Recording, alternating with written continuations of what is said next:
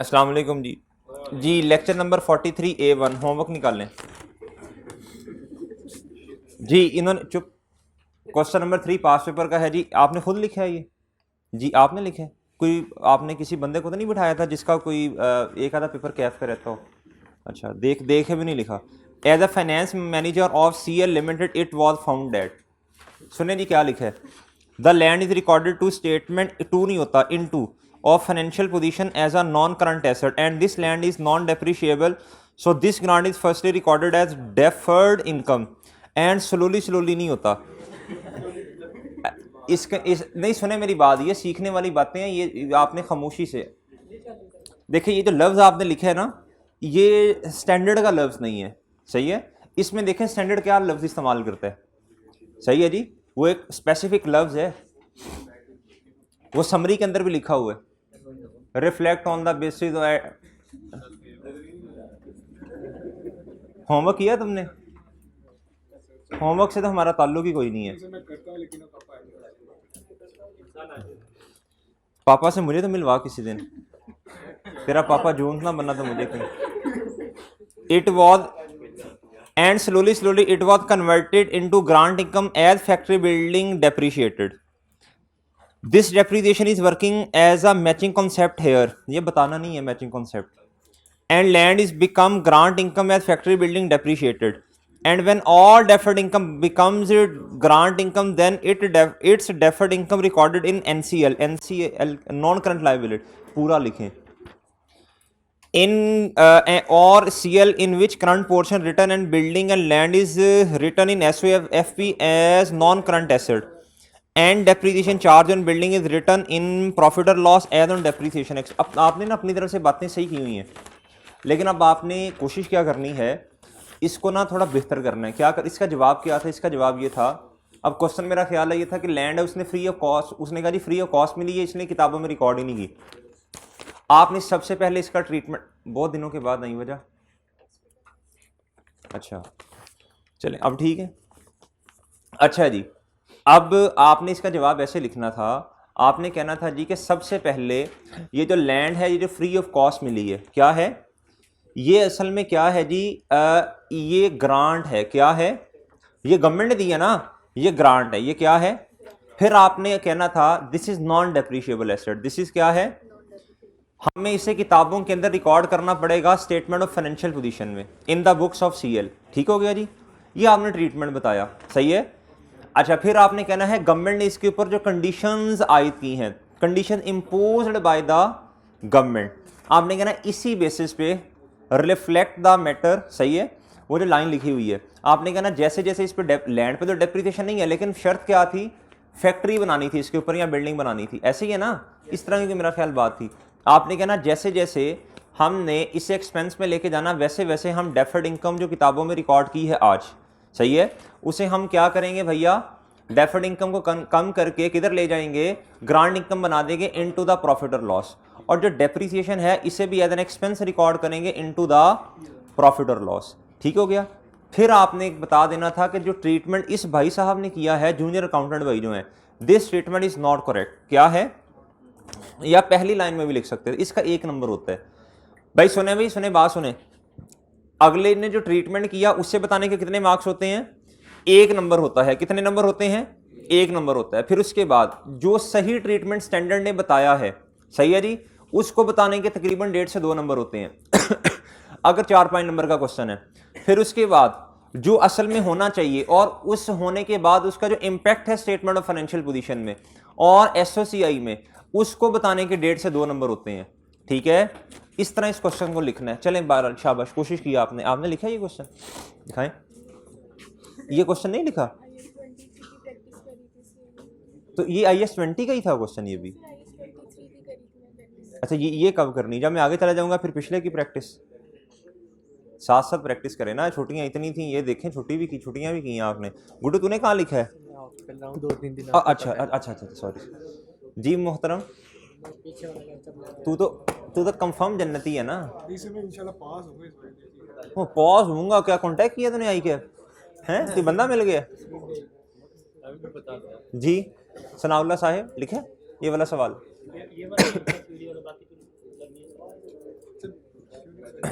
Theory वाला question और किसने लिखा है जो मुझे चेक करवाना चाहते हैं?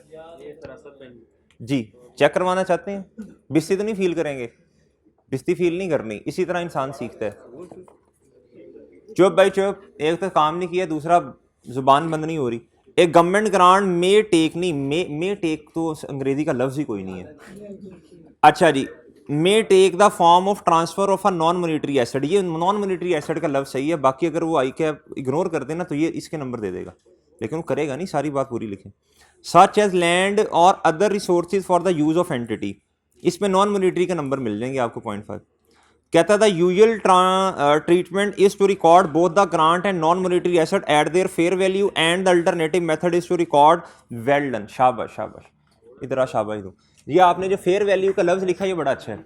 आपने बताना था इसके दो मेथड्स हैं इसको रिकॉर्ड करने के, एक फेयर वैल्यू है, दूसरा क्या है? Nominal value. शाबाश। Alternative method is to record it asset and grant, चन एसेट एंड ग्रांट नहीं, एसेट एंड ग्रांट नहीं, लाल दो लाल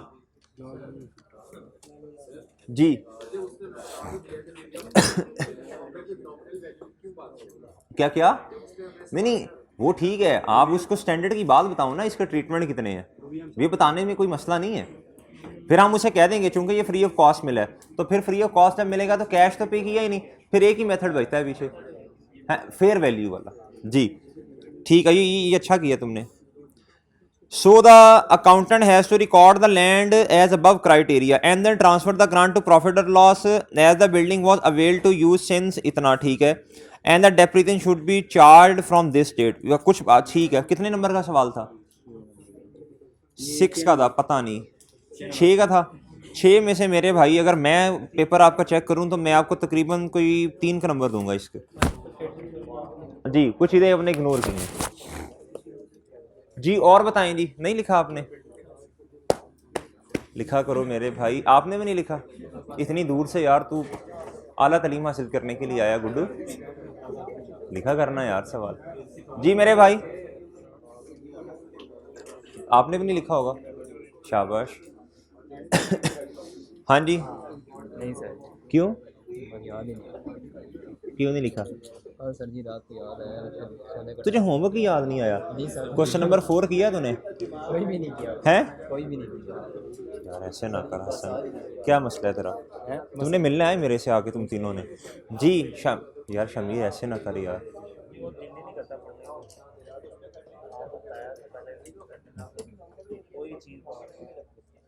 तुमने डिस्कस किया कभी आके? कब? जब पेपर हो जाएंगे? ना कर ऐसे गुड्डू, ऐसे ना कर। जी मेरे भाई, नहीं किया? क्या करता रहा? तालीम जाता रहा 3-4 दिन? घर गया था तो घर वाले क्या कहते, काम ना करो? मैं भी घर गया था लेकिन मैं अपना काम पूरा करके आया हूँ। मैंने सारे सवाल सॉल्व किए हैं, सही है। जो मैंने आपके एक्सट्रैक्ट्स भी मैंने बनाए, अभी आपको दिखाता हूँ।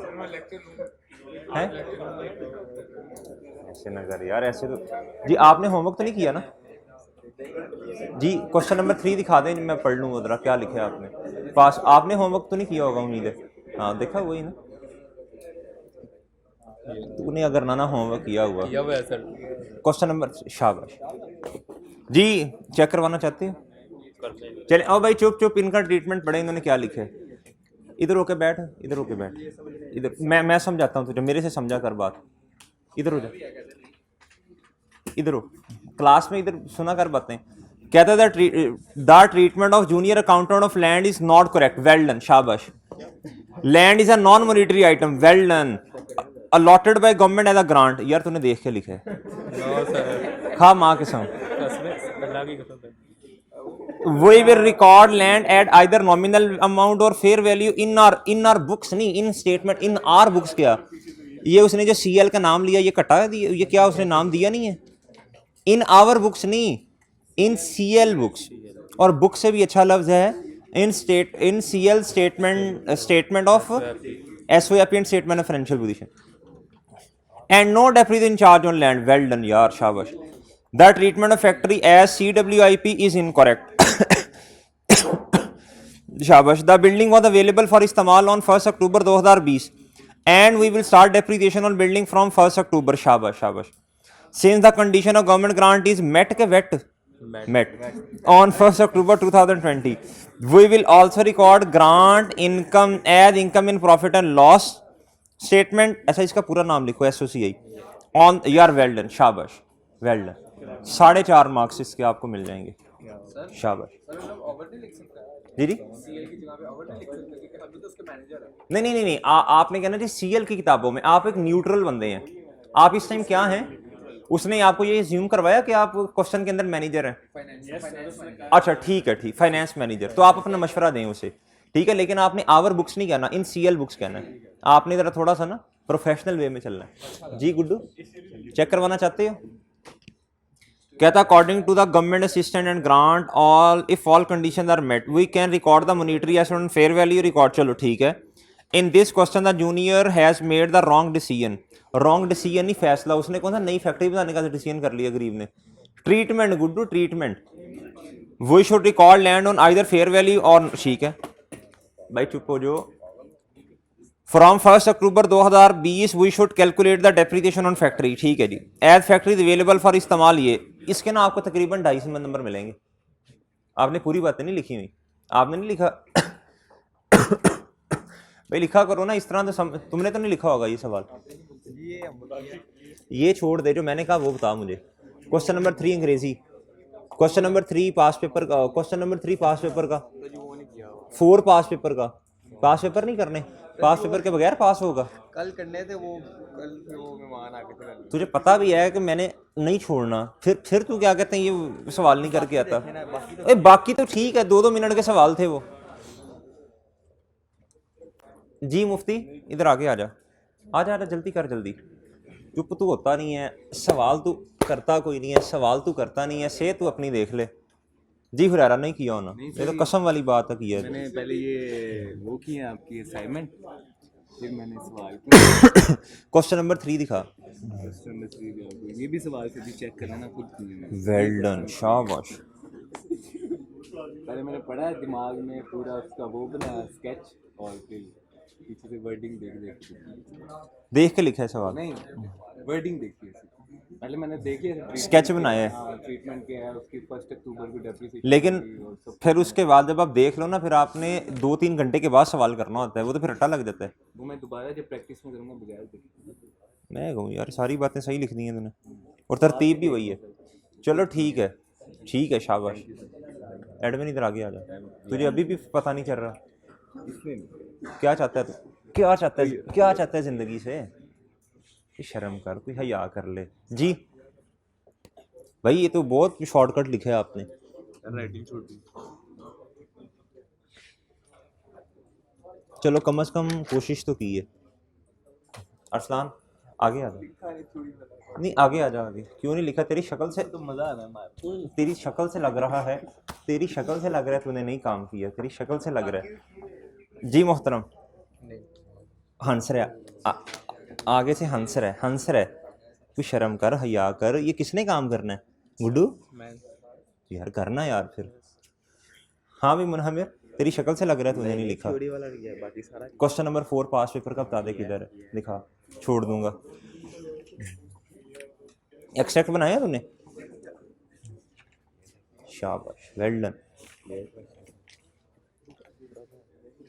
शाबाश इधर 3 लिख के आना है तुमने मौज भाई सर आया नहीं था फ्राइडे यार ऐसे ना करे यार सर फ्राइडे वाला लेक्चर तुम अच्छे बच्चे हो यार ऐसे तो ना करो फ्राइडे वाला लेक्चर मिल जाए फ्राइडे वाला ए पार्ट फ्राइडे वाला सर वो ऊपर कंप्यूटर लैब में नहीं है लेक्चर वो आप चले जाएं 41 है ना है ही नहीं मतलब उधर उसमें आपके वाले लेक्चर नहीं होगा अब होगा मैंने कह दिया उन्हें ठीक है 41 A2 उधर से ले लें 1 इधर से लें ठीक है ले लो यार ले लो ऐसे ना करो नहीं करो क्वेश्चन नंबर 3 पास पेपर थ्योरी वाला सवाल क्यों नहीं किया है कब करना है क्वेश्चन नंबर 4 कुछ भी नहीं किया यार ना कर ये है यार ये है इसने कोई सवाल नहीं किया ये देखो यार ना कर ऐसे गुड्डू जी आप पूछ लिया था आपसे आपने कहा था मैंने किया क्वेश्चन नंबर 4 किया पास पेपर का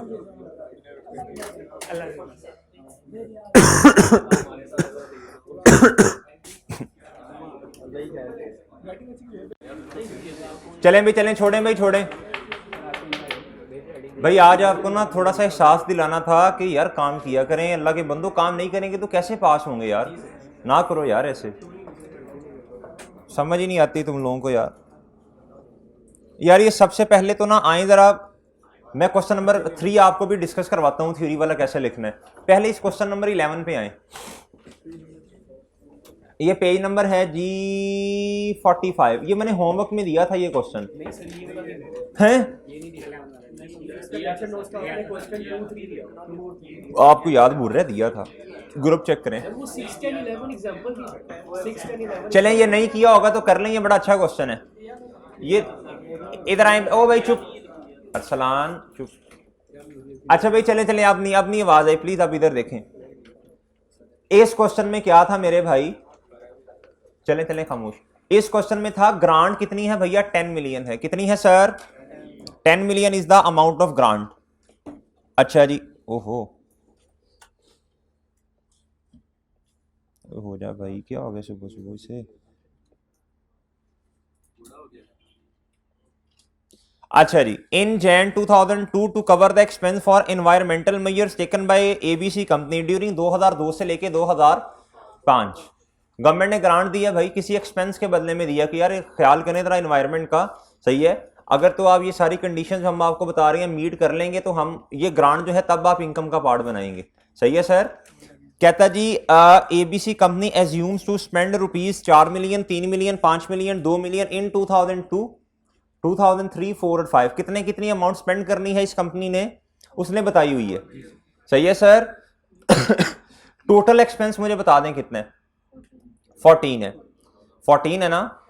अच्छा जी, अब देखिए यहाँ तो हमने क्वेश्चन किया था, उसमें बताया था कि हर साल ग्रांट जो है वो कितनी रिकॉर्ड करनी है किताबों में, 20%। ये वो वाला सवाल नहीं है, सवाल खुला छोड़ा हुआ है जी मेरे भाई। इस क्वेश्चन में नहीं बताया तो क्या करेंगे, वेटेड एवरेज, फिर मैचिंग कॉन्सेप्ट को अंदर ले आएंगे ना। अच्छा जी, वेटेड एवरेज। आप देखें जी, ग्रांट 10 रुपए की है, एक्सपेंस 14 रुपीज के हैं, यानी इसका सादा मतलब ये है एक्सपेंस जो है वो 4 रुपए से ज्यादा है एज कंपेयर टू ग्रांट। अब हमने क्या करना है, हम वेटेड एवरेज कैसे निकालते हैं। 2002 में एक्सपेंस कितना, 4, टोटल एक्सपेंस कितना, मल्टीप्लाई बाय ग्रांट की अमाउंट से मल्टीप्लाई कर दें ग्रांट की अमाउंट, 10 साल, तीसरे साल ये क्या है, ये 4352 एक्सपेंस है। ये क्या है जी, ग्रांट की अमाउंट आ गई भाई। आपको पता ना, एक ट्रीटमेंट ऐसा है जिसमें हम क्या करते हैं, इनकम बनाते हैं। सही है, डेफर्ड इनकम को डेबिट करते हैं और ग्रांट इनकम को क्या करते हैं सर जी। और दूसरा ट्रीटमेंट कौन सा है, जिसमें इनकम को सेपरेट रिकॉर्ड नहीं करते बल्कि एक्सपेंस को कम करते हैं। डन डन डन जी, इधर आए। ये कहता है दोनों जो है ना अवेलेबल ऑप्शंस, इसको आपने डिस्कस करना है, बल्कि जर्नल एंट्रीज भी करनी है और एक्सट्रैक्ट्स भी बनाने हैं जी मेरे भाई। मैंने कहा जी पहले मैं करूंगा डायरेक्ट अप्रोच। पहले क्या करूंगा जी, पहले दिन जिस दिन ग्रांट आई मैंने क्या ट्रीटमेंट, मैंने क्या जनरल एंट्री की, कैश डेबिट डेफर्ड इनकम। 31 दिसंबर पे क्या हुआ मेरे भाई, एक्सपेंस हुआ। मैंने कहा जी एनवायरमेंटल एक्सपेंस, ये एक्सपेंस डेबिट और कैश सर। आप देखें हमने अब क्या करना है, ग्रांट किताबों में कितनी है, 10 रुपए की। कितने की सर जी, डेफर्ड इनकम कितनी कम करूंगा, कितनी कम करूंगा, देखें जी 3 रुपए से। डेफर्ड इनकम 3 रुपए से कम हो गई है और इनकम कितनी किताबों में रिकॉर्ड हो गई है, 3 से। एग्री। अगर मैं पहले साल के एक्सट्रैक्ट्स बनाऊं तो मुझे बताएं जरा, ऐसे नहीं बनेंगे। अगर मैं दूसरे साल के एक्सट्रैक्ट, पहले साल का मतलब 2002 है, एक्सपेंस कितने का और ग्रांट इनकम कितने की भैया, नॉन करंट लायबिलिटी और करंट लायबिलिटी आप बता सकते हैं मुझे जी, बताएं शाबाश। ये मैंने आपके लिए छोड़ी हुई है जगह। भाई देखें बात सुने, 10 रुपए की ग्रांट थी, उसमें से 3 रुपए हमारे वाले साल में इनकम में चलेगी। अब ग्रांट कितनी है, 7, टोटल ग्रांट इज 7। ये 7 रुपए की ग्रांट किस तारीख पे है, सबसे ज्यादा बच्चे ना इसी में कंफ्यूज होते हैं जी। डेफर्ड इनकम कितनी है बोले, नहीं सॉरी माजरत, टोटल लायबिलिटी कितनी है, नहीं जो 10 कह रहे हैं गलत कह रहे हैं, 10 तो पहले दिन था ना। 10 में से 3 से इनकम कम हो गई है, पीछे बताओ कितना, सवाल क्यों गलत है?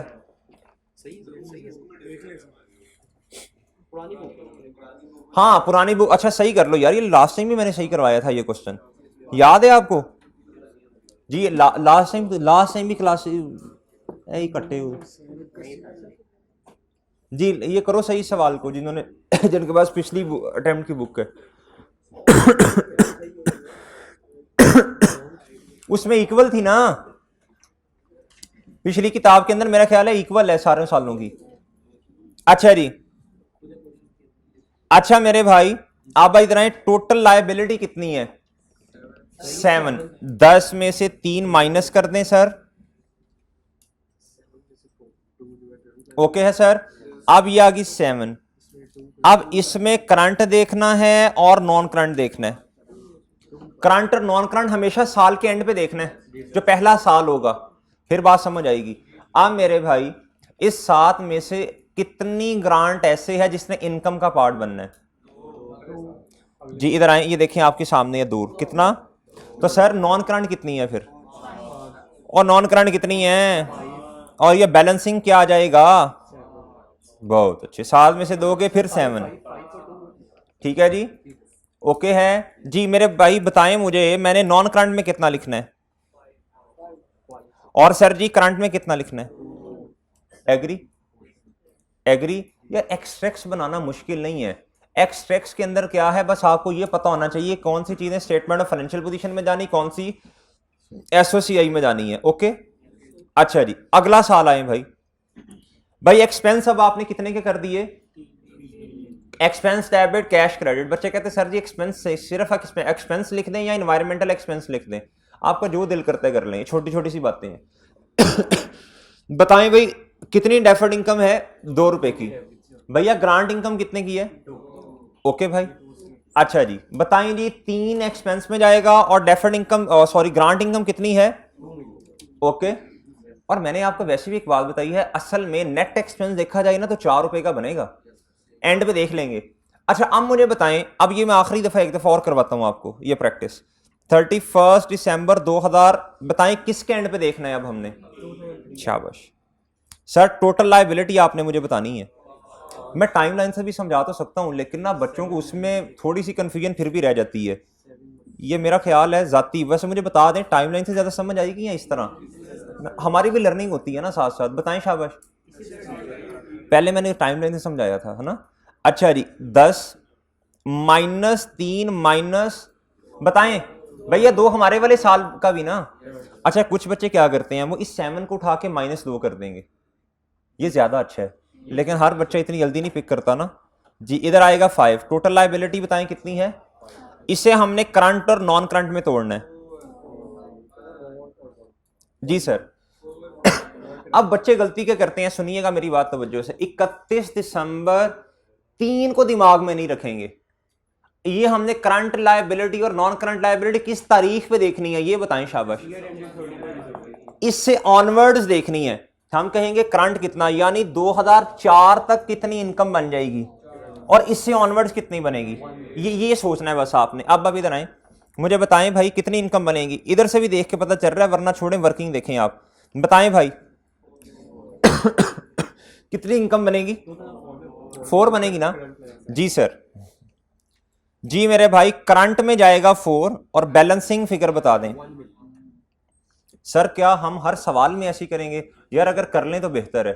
ये छोटी छोटी आधे आधे मिनट की वर्किंग्स हैं जो पेपर पास करवाने में अहम रोल प्ले करती हैं। और एक बात और सुन लें, ये ग्रांट वाला टॉपिक जो है ना, ये कल खत्म हो जाएगा, वैसे आज खत्म हो जाएगा, लेकिन मैं चाहता हूँ थोड़ा सा और जरा फैला दें। मैं जरा लॉन्ग क्वेश्चन भी हड़प्पा शड़प्पा वाला करवा लूंगा, एक्सट्रैक्ट वाला भी करवाना है भाई। इसमें से तकरीबन 35 से 40 नंबर का पेपर आता है, जितना हमने पढ़ लिया है। लेकिन एक बात याद रखिएगा, ये जो हमने पढ़ा ना, ये 16, इसने आपकी जान ने कभी कभी नहीं छोड़नी। ये चेंजेस इन इक्विटी में आ रहा होगा, रीवैल्यूएशन, सरप्लस, रिटेन्ड अर्निंग्स, ये बेसिस तो बनी हुई है अल्हम्दुलिल्लाह हमारी। उसके बाद ये कुछ बातें जो हैं, ये जो हमने पढ़ा था, कुछ शेयर शूर से रिलेटेड बातें पढ़ी, ईपीएस में जाके काम आ रही होंगी भाई। 40 नंबर तक का पेपर जहन में रखिएगा। ये तो वो है जो सीधा सीधा आता है, जो इनडायरेक्टली आता है मैं उसकी बात नहीं कर रहा, ये पेपर में आता है। लास्ट टाइम सुन लीजिएगा, 18, 19, 20 नंबर का एक सवाल आया था, 17 या 18 का था वो।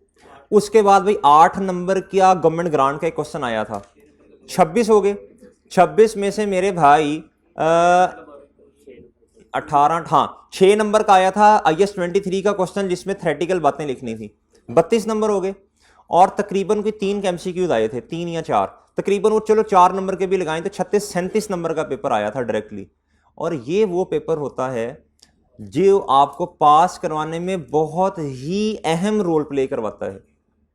ठीक है भाई, ये जो नोट वाला सवाल है ना, इंशाल्लाह ये हमारा फेवरेट हुआ करेगा। क्या हुआ करेगा, इतनी प्रैक्टिस इसकी हमने कर ली है, एक्सट्रैक्ट की और नोट की। एक्सट्रैक्ट की थोड़ी सी कमी है अभी, वो कर लेनी है इंशाल्लाह, आगे उसी की करनी है प्रैक्टिस अब आगे। ठीक है सर, तो ये आपको पास करवाएंगे, इसलिए इन पे ना ज़्यादा टाइम लगाया जाता है, इसलिए क्या किया जाता है, और इन पर लगता भी ज़्यादा है। आप देखें IS 20 जो है ना, ये तकरीबन 4-5 लेक्चर्स ले जाता है, बल्कि हम इंशाल्लाह मेरा ख्याल है कुछ 6 तक पहुंच जाएंगे। लेकिन मुझे कोई मसला नहीं है, प्लानिंग आपने परेशान नहीं होना सिलेबस पॉइंट ऑफ व्यू से। कोई स्टैंडर्ड ऐसा नहीं होगा जो आप ये सोचेंगे कि यार ये तो सर ने भगा के करवा दी है। यकीन करें, मैंने 2-3 दफ़ा प्लानिंग की है और अल्हम्दुलिल्लाह बिल्कुल सही जा रहे हैं। ठीक है, बस साथ साथ काम करते रहें, साथ साथ काम करते रहें, पेपर इंशाल्लाह पास हो जाएगा। ठीक है जी, और ट्रिक्स जो बताते हैं ना उस पर काम किया करें, छोटी छोटी बातों को इग्नोर करें। सर इसमें लाइफ 12.5 लेनी है या 13 लेनी है, और रोला ही कोई नहीं है यार। सर इसमें कॉस्ट मॉडल लिखना है, रिवैल्यूएशन, वो तो सूल आपको बता दिए, बस इंशाल्लाह उस पर रहें आप। छोटी छोटी बातें कभी भी आपका पेपर पास नहीं करवाएंगी, बड़ी बड़ी गलतियां पेपर फेल करवाती हैं, छोटी छोटी गलतियां कभी भी पेपर फेल नहीं करवाएंगी आपका। याद रखिएगा बात, जो मेजर कॉन्सेप्ट्स होते हैं ना, मेजर कॉन्सेप्ट्स जो होते हैं, अगर ये नहीं ना आपको आते, ये मसला है। अगर आपको यही नहीं पता कि भाई वैल्यू इन यूज में कौन कौन सी चीजें आती हैं, सही है, वो जो कैपेसिटी का बढ़ना आता है कैश फ्लो के अंदर का नहीं आता, अगर यही नहीं पता रीस्ट्रक्चरिंग कॉस्ट आती है कि नहीं आती, तो इससे एग्जामिनर गुस्सा करता है कि यार ये इसको बेसिक चीजें नहीं पता, सही, इससे गुस्सा करेगा। अगर आप प्रेजेंट वैल्यू लिखनी थी 90, आपने गलती से 9 लिख दी, इससे गुस्सा नहीं करेगा, उसे पता है यार ये ह्यूमन एरर है, क्या ये कॉन्सेप्ट्स का मसला नहीं है। एग्जामिनर भी इस जगह से होके आगे जाता है। ठीक है सर, अच्छा मेरे भाई, अब मेरा ख्याल है ये सवाल हो जाएगा। अब दूसरा ट्रीटमेंट इसका देखना है जो है मेरे भाई इनडायरेक्ट अप्रोच। क्या है, हसनैन कासिम जाना, उन्होंने कहना एसी चलवा दें। इनडायरेक्ट अप्रोच जी, इस अप्रोच में क्या होता है भाई, कहता है जी कैश डेबिट डेफर्ड इनकम, लेकिन एक बात याद रखनी है, इसमें एक्सपेंस तो बिल्कुल इसी तरह आएगा, expense debit cash credit. Change क्या होना है, डेफर्ड इनकम 10 रुपए से किताबों के अंदर पड़ी हुई है, क्या है, पड़ी हुई है, इसको आपने आहिस्ता आहिस्ता कम करके एक्सपेंस को कम करना है। ठीक है सर, सिर्फ ये फर्क है, सिर्फ क्या है, अब ना समझ आ गई ना इस ट्रीटमेंट की। आहिस्ता आहिस्ता आपने क्या करना है, डेफर्ड इनकम को कम करना, ग्रांड इनकम को ज्यादा नहीं करना, बल्कि किसको कम करना है, इसीलिए इसको इनडायरेक्ट अप्रोच कहते हैं। क्या कहते हैं, हमने इनडायरेक्टली एक्सपेंसेस को क्या कर दिया है, कम कर दिया। Done done done. इसके इफेक्ट्स अगर आप देखेंगे तो इसके अंदर भी मेरे भाई डेफर्ड लायबिलिटी नॉन करंट और करंट में आएगी। ठीक है सर, अच्छा अब ऐसे करें जरा, अब जरा ऐसे करें मेरे भाई जी जी जी जी, आप इस तरह करें ना, इसकी पिक लें, इस सवाल की पिक लें, और एक्सट्रैक्ट्स प्लीज दोनों के फिर घर से बना के आए। ये मैंने SOFP के एक्सट्रैक्ट्स आपके लिए रखे हुए हैं जी, आप 2 हिस्सों में इसकी पिक ले लें भाई। पहले जनरल एंट्रीज की पिक लें, आमने सामने की हुई हैं, ताकि आपके कॉन्सेप्ट्स बेहतर हों। फिर मैंने एक क्वेश्चन आपको लिंक करवाना है जो कि मेरा जाती ख्याल है आपके जहनों में आना चाहिए, क्योंकि उसकी मैंने पूरी बात नहीं की, 80% बात किया, सिर्फ ट्रीटमेंट समझाया था। डायरेक्ट अप्रोच और इनडायरेक्ट अप्रोच दोनों अप्रोचेज होती हैं रिलेटेड टू एसेट, और उस पे मैंने एक बात लिखवाई थी, गुफ्तगू ज्यादा नहीं की थी, मैंने कहा कर लो कर लो कर लो, कोई मसला नहीं है, ऐसे ही कर लो। उसमें जो इनडायरेक्ट अप्रोच थी उसके अंदर हमने क्या किया था, एसेट की वैल्यू को क्या किया था, कम किया था, याद है आपको। उसकी मैंने जनरल एंट्रीज करवानी है आज आप, उस दिन मैंने कहा था यार कर लो ना भाई, बात मान लो, ऐसे कर लो, कॉन्सेप्ट पक्का करवाया था। आज मैं थोड़ी सी गुफ्तगू उस पर करूंगा ताकि ना उसकी जनरल एंट्रीज भी आपको समझाऊं। हाँ, और उसमें एक नोट लिखवाया था, इस क्वेश्चन में एक्सट्रैक्ट्स में डेफर्ड इनकम और नॉन करंट और नॉन करंट नहीं आएगा, ये लिखवाया था, जिसमें आपने कहा था सर एक्सट्रैक्ट्स एक दफा बता दें सारों के जी। आज गुफ्तगू करता हूँ उस पर जी जी। ये हो सकता है सर, अगर गवर्नमेंट में कोई शर्त रख देना सर कि हम शर्त में हम लोग दे रहे हैं कि आपको ये ग्रांट में दे रहे हैं, और हम लोग उस शर्त पुराना करें। जी जी, वो होता है रीपेमेंट, वो आज ही पढ़ना है इंशाल्लाह, वो रीपेमेंट है, बिल्कुल होता है। अच्छा मेरे भाई ये नोट कर लें, कर लिया? एक्स पे आऊं जी, ये करें, शाबाश यार। वो क्वेश्चन था मेरा ख्याल है, वो क्वेश्चन कौन सा था? डेफ नहीं नहीं नहीं, 3 नहीं है वो क्वेश्चन, याद करवाना, मेरे जहन में है। नहीं नहीं, वो एक क्वेश्चन था यार जिसके अंदर वो ग्रांट बाद में आ रही थी, और ग्रांट पहले थी, एसेट बाद में आया था। वो क्वेश्चन नंबर 2 था प्रैक्टिस सेट का, मेरा ख्याल है उस पर मैंने थोड़ी सी गुफ्तगू करनी है आज। हाँ ये रहा, पेज नंबर 13 पे आए भाई। पेज नंबर 13 पे आओ भाई, यही है ना यार? ये नहीं है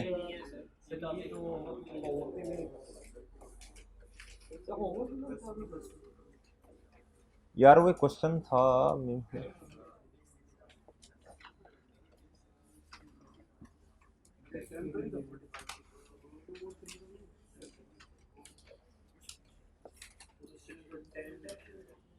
जी क्वेश्चन नंबर क्या है देखे आपने? ये तो करवा दिया होगा सर। नहीं नहीं, वो मैंने एक तसल्ली करनी है उस पर, वो करवाया है मुझे पता है, मैंने तो थोड़ी तसल्ली करनी है उस पर, जनरल एंट्री समझानी है, तब मैंने कहा था बात मान लो यार। हाँ ये आया भाई, क्वेश्चन नंबर 10 पे आए, शाबाश। क्वेश्चन नंबर 10 पे आए, पेज नंबर 45। इधर आओ भाई, इधर वापस। इस क्वेश्चन का जिधर मैंने नोट करवाया था वो क्वेश्चन निकाल लो सबसे पहले, वो क्वेश्चन ओपन करें भाई दोनों। वो क्वेश्चन ओपन कर लें जिसमें मैंने डायरेक्ट अप्रोच सिखाई थी और इनडायरेक्ट अप्रोच सिखाई थी, प्लीज ओपन करें, शाबाश जल्दी करें भाई। कर लिया सबने ओपन? जिसने पिक ली थी भाई वो पिक ले लें, ग्रुप में नोट वो आया होगा पीडीएफ। भाई डायरेक्ट अप्रोच में मसला नहीं होगा आपको कोई भी, इनडायरेक्ट अप्रोच पे मैंने थोड़ी सी गुफ्तगू करनी है। कहता है ABC company receive a grant of 40 million in January 2002 to acquire a water cleaning station. The cost of station is ₹100 million. Cost कितनी है स्टेशन की भाई? याद करें ये सवाल किया था। कहता एंड इट्स, जिसमें मैंने कहा था यार असल में तो ये होता है, बेहतर ये होता है इनडायरेक्ट अप्रोच में कि ग्रांट और एसेट एक ही दिन आए, याद है? And it's useful life with 8 साल। कहता ABC company acquired the station, 6 महीने के बाद स्टेशन आया, मतलब स्टेशन जो है वो हमने खरीदा, लेकिन ग्रांट पहले ही आ चुकी है 6 महीने, याद है भाई? कहता एंड ईयर एंड इज ₹31 दिसंबर। इसमें मैंने क्या अर्ज की थी? मैंने कहा था 1 जुलाई 2002 पे जाके आप क्या करें, बोले शाबाश, property plan and equipment debit करो। कितने से? कितने से? वेल डन, शाबाश, 60 से करो। क्रेडिट क्या करो? क्रेडिट क्या करो? कैश। ऐसे ही है भाई। उस टाइम मेरे से 1-2 बच्चों ने सवाल पूछे थे, मैंने कहा यार भाई प्लीज बाद में बताऊंगा, पहले ट्रीटमेंट सीखो।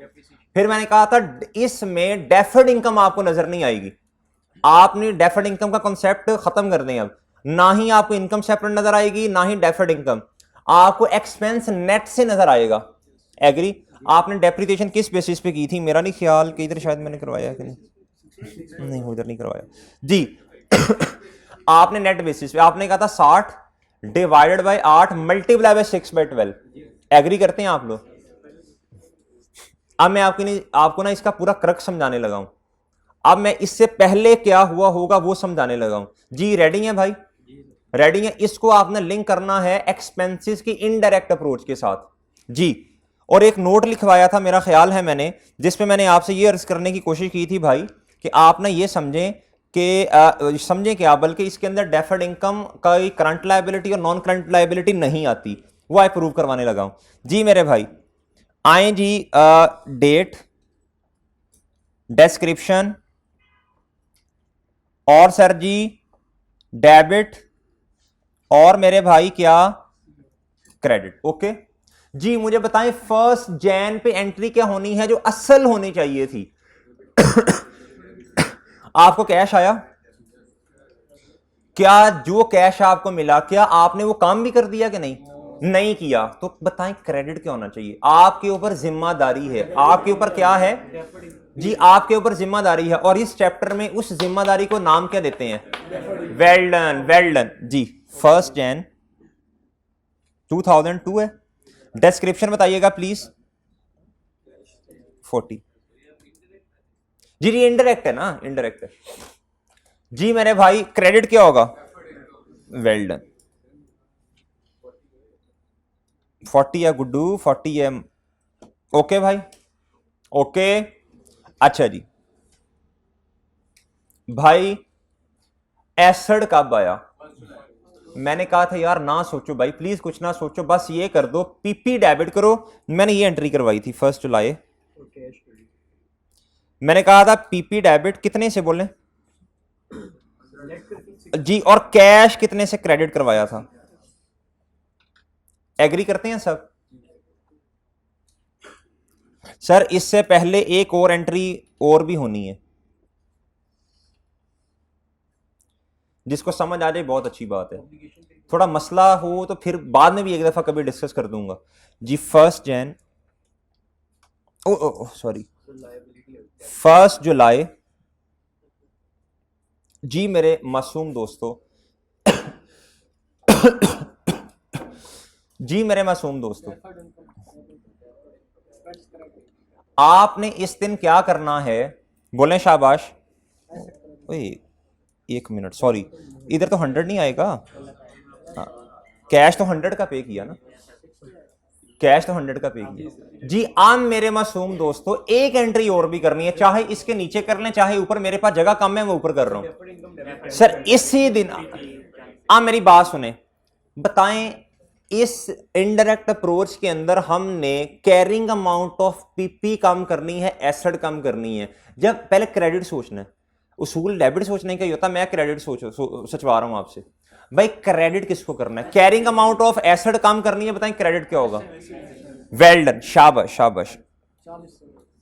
अकाउंटिंग वालों से माजरत है, पहले डेबिट होता है, मैं नहीं करवा रहा वो, मैं क्रेडिट पहले करवा रहा हूं। इधर 40 कुछ ना कुछ डेबिट होना है, थोड़ा सा सोच के बता दें। कैश को डेबिट कर सकता हूं, वो कर तो दिया है भाई।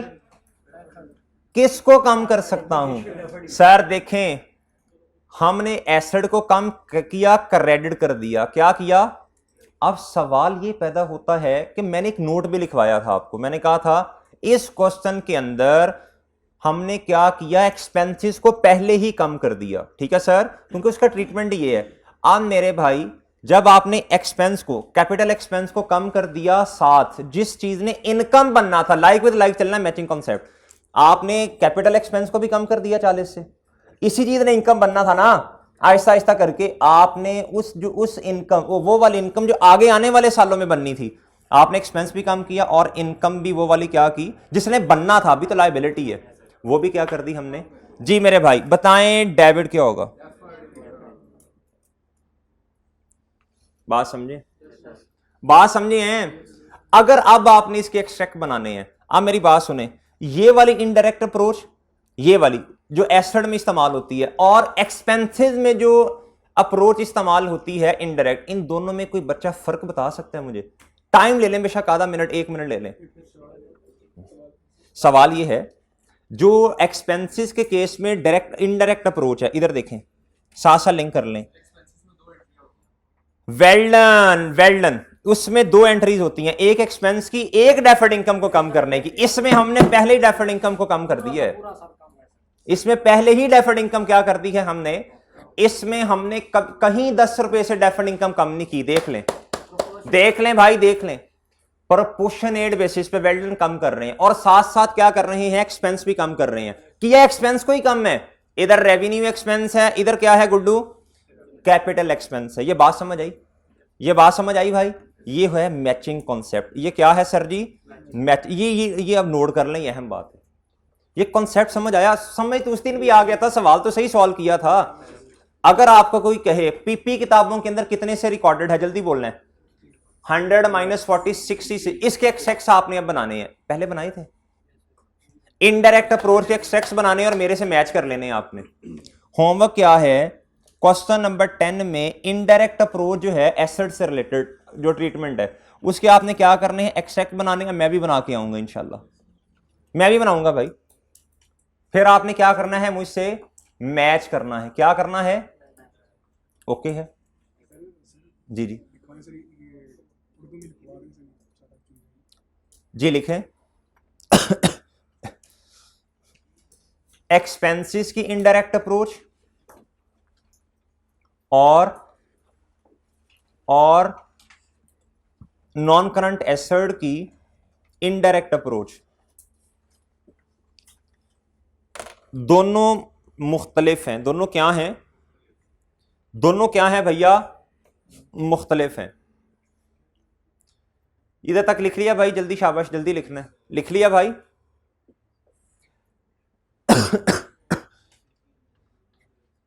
और एक्सपेंस की दोनों क्या है भाई? मुख्तलिफ हैं। जी मेरे भाई आगे लिखें।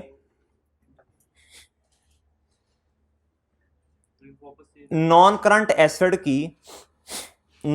एसेट की इनडायरेक्ट अप्रोच में, नॉन करंट एसेट की इनडायरेक्ट अप्रोच में हम एक ही जर्नल एंट्री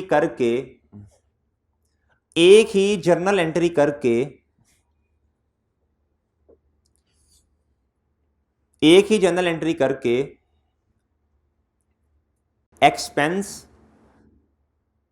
एक्सपेंस आगे ब्रैकेट ओपन करो। ये कौन सा एक्सपेंस है? कैपिटल एक्सपेंस, जिसने आगे आने वाले सालों में प्रॉफिट और लॉस में जाना है। ये प्लीज पूरी बात लिखें, प्लीज पूरी बात लिखें, फिर कॉन्सेप्ट बनेगा। जिसने ये कैपिटल एक्सपेंस है ना, इसने आगे आने वाले सालों में प्रॉफिट और लॉस में जाना है। ठीक है भाई?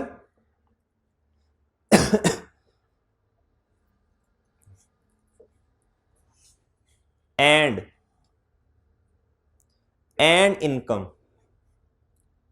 इनकम ब्रैकेट में लिखो, जिसने आगे आने वाले सालों में इनकम का पार्ट बनना है। सही है ना? ये इनकम, डेफर्ड इनकम की बात कर रहा हूं। ब्रैकेट में जो बात लिखी हुई उसे समझ आएगी।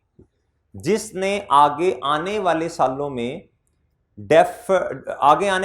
में प्रॉफिट और लॉस का पार्ट बनना है,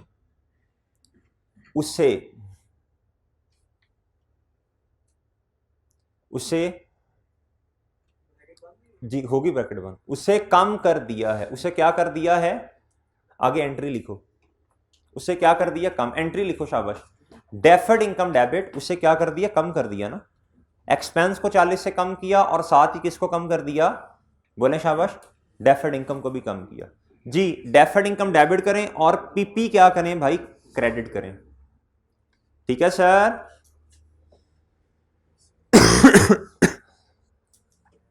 नीचे वाली लाइन में लिखें, एक्सपेंस की इनडायरेक्ट अप्रोच में, एक्सपेंसेस की इनडायरेक्ट अप्रोच में, एक्सपेंसेस की इनडायरेक्ट अप्रोच में हम आहिस्ता आहिस्ता करके एक्सपेंसेस को रिकॉर्ड करते हैं। एक्सपेंसेस एंड इनकम को रिकॉर्ड करते हैं। ब्रैकेट में लिखें प्रोपोर्शनेट बेसिस। वो रेवेन्यू एक्सपेंस है ना। आहिस्ता आहिस्ता करके एक्सपेंसेस एंड इनकम को रिकॉर्ड करते हैं। ब्रैकेट में लिखो प्रोपोर्शनेट बेसिस। ठीक है सर? क्यों ऐसे करते हैं आहिस्ता आहिस्ता करके? बताओ। क्योंकि ये रेवेन्यू एक्सपेंस है। क्योंकि ये क्या है? रेवेन्यू एक्सपेंस है। क्या है? और आगे लिखें, आखिरी बात लिखनी है इससे related, asset, non current asset, यानी नॉन करंट एसेट की इनडायरेक्ट अप्रोच में, नॉन करंट एसेट की इनडायरेक्ट अप्रोच में deferred income, non current asset की इनडायरेक्ट अप्रोच में डेफर्ड इनकम को एक्सट्रैक्ट्स में नहीं लिखेंगे। सही है भाई? क्योंकि कम कर दिया ना, अब है होगा ही नहीं। डेफर्ड इनकम को एक्सट्रैक्ट्स में नहीं लिखेंगे, मतलब एक दफा लिखेंगे साथ ही माइनस कर देंगे, बात ही खत्म। ना करंट में आना ना नॉन करंट में। आगे आगे आखिरी बात, लेकिन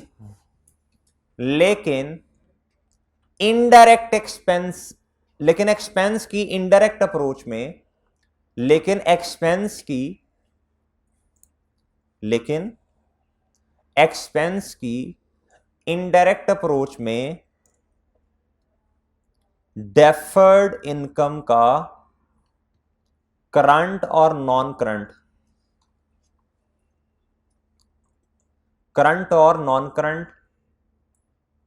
नॉन करंट के आगे लिखें अगर हुआ तो,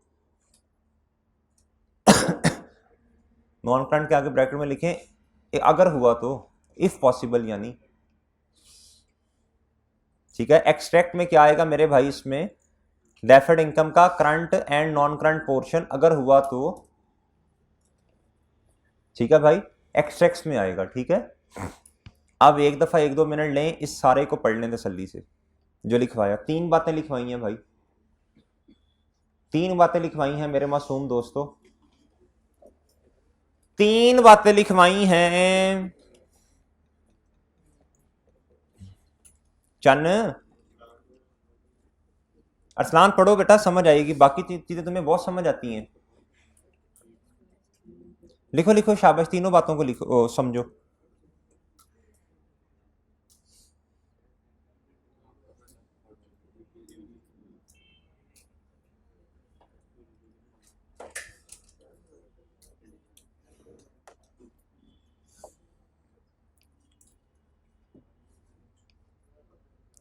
सर लिख लिया बेटा, पढ़ा है, वो पढ़ा भी है,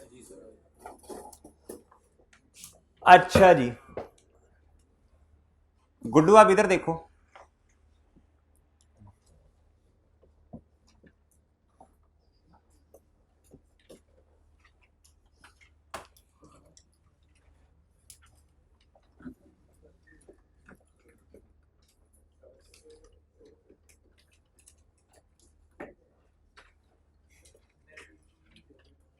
जी भाई पढ़े नहीं, ये इधर आना है आपने, लर्निंग ऑब्जेक्टिव 2 पे पेज नंबर 3 है जी।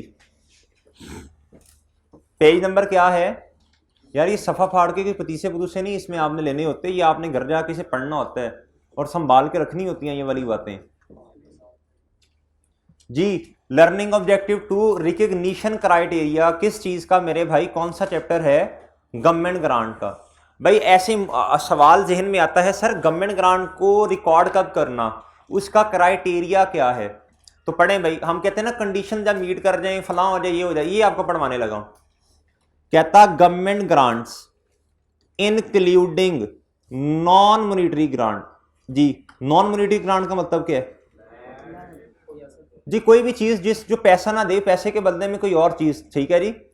कहता है at fair value including non monetary grants, at fair value पे जो होती है। नॉन मॉनिटरी ग्रांट के 2 ट्रीटमेंट है ना, एक नॉमिनल वैल्यू अमाउंट और एक क्या है, फेयर वैल्यू। कहता शैल नॉट बी रिकॉग्नाइज, अभी परेशान नहीं होना, आगे भी पढ़ो। कहता किताबों में रिकॉर्ड नहीं करना अनटिल, तब तक। अनटिल का मतलब क्या होता है, there is a reasonable assurance. ये मुझे से कोई स्टूडेंट पूछ रहा था सर याद क्या करना है, ये चीजें याद करने की होती हैं, ये चीजें याद करने के लिए हैं। Until there is a reasonable assurance, recognition criteria याद होना चाहिए हर स्टैंडर्ड का, आपको जुबान नहीं। That the entity will comply with the conditions attaching to them. सही है सर। क्या था, आपने ग्रांट को तब किताबों में रिकॉर्ड करना है, सही है, जब आप कंडीशंस जो हैं वो क्या कर दें, फुलफिल कर दें। सही है सर।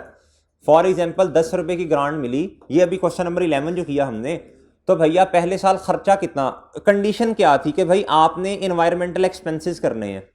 पहले साल कितना एक्सपेंस किया था, 3 का, देख लो 4 का किया था। तो भाई कितनी ग्रांट रिकॉर्ड करने के लिए एलिजिबल हैं हम, हमने पूरी शर्तें अभी नहीं पूरी की, हमने कुछ हिस्सा शर्त का पूरा किया है। तो भाई कितनी ग्रांट हमने किताबों में रिकॉर्ड की, ओके है। क्वेश्चन नंबर 11 का रेफरेंस दे दें, और रेफरेंस तो और भी बहुत है। क्वेश्चन नंबर 10 का रेफरेंस दे दें, लेक्चर नोट्स का क्वेश्चन नंबर 11 का रेफरेंस दे दें। और दूसरी शर्त मेरे मासूम दोस्तों, एंड का मतलब क्या होता है, ये भी लाजिमो मलजूम है। इसका मतलब 2 चीजें लिखी हैं, ए और बी, दोनों का पूरा होना बैक वक्त। कहता जी सारी कंडीशन आप पूरी कर दें, the grant will be received, the grant और आपको इस बात का पता हो कि ग्रांट मिल जाएगी। विल बी रिसीव्ड का मतलब क्या होता है फ्यूचर में, या तो मिल जाए बहुत अच्छी बात है, या फिर आपको क्या हो भैया कि ग्रांट मिलेगी, है ना कि गवर्नमेंट के यार काम करो पैसे दे देंगे आप, और आपको पता हो यार पैसे पूसे कोई नहीं मिलने। हाँ जी ठीक है सर, जो अब होने लगे जी। कहता है receipt of grant, receipt of grant का मतलब अब आपको क्या समझाने लगा है, रिसीट ऑफ ग्रांट क्या होती है। Does not itself provide conclusive evidence. कहता है रिसीट ऑफ ग्रांट जो है ये इस बात का अंदिया नहीं है, ये इससे हमें ये नहीं पता चलता क्या that the conditions attaching to the grant have been or will be fulfilled। कहता बात सुने, आपको ग्रांट आज मिल गई है, या आपको पता है कि ग्रांट मिल ही जानी है 3-4 सालों के बाद, जब गवर्नमेंट ने कॉन्ट्रैक्ट किए, जो एग्रीमेंट किया हमारे साथ। कहता लेकिन इस रिसीट ऑफ ग्रांट से अगर आपको गवर्नमेंट ग्रांट दे दे, शुरू में दे दे ग्रांट, कहता इसका हरगिज ये मतलब नहीं है कंडीशन मीट हो गई है। ये बात कहना चाह रहा है, ये कहना चाह रहा है, ये पहली बात की तरफ लेके जा रहा है। कहता ये जो बी वाली शर्त है ना, इसका हरगिज ये मतलब नहीं है गवर्नमेंट आपको ग्रांट दे दे, आपने कर लिया, गवर्नमेंट ने ग्रांट ही तब दी जब हमारी हमने कंडीशंस पूरी कर दी, ऐसे नहीं है। कहता आपने शर्तों को सेपरेटली देखना है और इसको क्या करना है, सेपरेटली देखना। ऐसे हो सकता है गवर्नमेंट आपको ग्रांट दे, आप कंडीशन ही मीट ना कर सकें, सही है ना। क्वेश्चन नंबर 11, सर जी गवर्नमेंट ने 10 रुपए की ग्रांट दे दी एडवांस में, सही है सर, कंडीशन अभी आपने पूरी करनी है। आपने पहले साल की कंडीशंस मीट कर ली, दूसरे साल की भी कंडीशंस मीट कर ली, तीसरे साल की कंडीशन मीट ना कर सके, और भाई जब आप तीसरे या अब 4 सालों की शर्तें पूरी करनी थी, कहता है ये फिर क्या होगा, इसमें आपको ग्रांट क्या करनी पड़ेगी, पे करनी पड़ेगी, रीपेमेंट करनी पड़ेगी ग्रांट की। कितनी पे करनी पड़ेगी ये क्वेश्चन में बताएगा, सही है, ये कोई असूल नहीं है, ये देख लेंगे कैसे करना है। सही है सर, सही है, ये बात समझ आई भैया आपको। यह रिकग्निशन क्राइटेरिया जी, रिकग्निशन क्राइटेरिया में 2 चीजें हैं, बताएं जी। या तो मेरे भाई जो conditions will comply, the entity will comply, ये नहीं उसने कहा कि आर सारी पूरी कर दे। विल कंप्लाई का मतलब क्या है कि भाई आपको पता हो, मैनेजमेंट को पता हो कि हमने कंडीशंस पूरी करनी है, सही है सर, और दूसरा कि ग्रांट रिसीव हो जाएगी। इन 2 बातों का आपको पता होना चाहिए। क्वेश्चन में क्या करेगा, क्वेश्चन में लफ्ज लिखा होगा कि आज खड़े होके हमें इस बात का पता है कि all the condition attach to the grant will be fulfilled, will be met या फिर फुलफिल्ड। इस बात का मतलब क्या, ग्रांट को फिर हम रिकॉर्ड कर सकते हैं। अब मेरे भाई अभी मैंने आपको थोड़ा इशारा दिया, ऐसे भी तो हो सकता है कि ग्रांट के साथ जो कंडीशन अटैच हैं वो हम पूरी ना कर सकें, या तो पहले साल में फेल हो जाएं, या 2 सालों की कर ले, तीसरे साल में जाके क्या करना पड़े। अभी मैं आपसे जो अर्ज करूंगा वो मैं कहूं, ये अज्यूम कर रहा हूं कि जितनी ग्रांट गवर्नमेंट ने दी थी सारी की सारी पे करनी पड़ेगी, सही है। पेमेंट की एंट्री तो हर बच्चा कर लेता है ना, कैश क्रेडिट होगा, बस कितनी अमाउंट से होगा वो क्वेश्चन में देख लेंगे। अब मेरे मासूम दोस्तों आपने आना है रीपेमेंट ऑफ ग्रांट की तरफ। किधर आना है, रीपेमेंट ऑफ ग्रांट। जी सर, आगे भी लर्निंग ऑब्जेक्टिव 4 पेज नंबर है सर जी 8। वही पढ़ लो मेरे साथ अभी थोड़ा सा, क्योंकि फिर तुम्हें टाइम नहीं मिलना। अभी पढ़ ले, कभी खाला आती हैं आपकी, कभी फो, कभी पप्पा और कभी कोई। चले ये अब कर लो इंशाल्लाह, ये पेपर पास कर लो, पुप्पो खाला सब आपकी हैं। अगर ना हुए ना फिर वो कहती नहीं फलां ने कर लिया तो मैं, हाँ जी। Repayment of government grant, repayment of government grant, वही समझ रहे मेरी बात मैं क्या कहना चाह रहा हूं। अक्लमंद के लिए इशारा काफी होता है जी sir. Change in accounting estimate जी, change in accounting estimate sir. Sir repayment of government grant, अभी एक बात पढ़ाने लगा हूं। कहता एक government grant that becomes repayable, कहता कि कंडीशन आपने मीट नहीं की और ये ग्रांट क्या हो गई है, रीपेएबल। री का मतलब दोबारा आपने वापस करनी है। Shall be accountant for, shall be as change in accounting estimate. ये क्या है सर? सर जी 2 चीजें हमने डिस्कस की हुई हैं, एक होती है चेंज इन अकाउंटिंग पॉलिसी, एक होता है चेंज इन इसके लिए स्टैंडर्ड एक है जी, उसका नाम है IAS 8। क्या देखिए, बेस हमने अभी से बनाना शुरू कर दी है इसकी, सही है, इसलिए शुरू वाले लेक्चर्स में टाइम लगता है, इसमें बेस बन रही होती है। क्या होती है भैया, एक है चेंज इन एस्टीमेट, एक क्या है सर? चेंज इन एस्टीमेट का जो इंपैक्ट होता है ये क्या होता है सर? प्रोस्पेक्टिवली क्या होता है? जिस साल मसला आया उससे ऑनवर्ड्स, जिस साल मसला आया उससे ऑनवर्ड्स इसका ट्रीटमेंट करना है। सही है भाई जी। एक होता है change in accounting policy, change in जी सर, इसका इंपैक्ट होता है रेट्रोस्पेक्टिवली। क्या?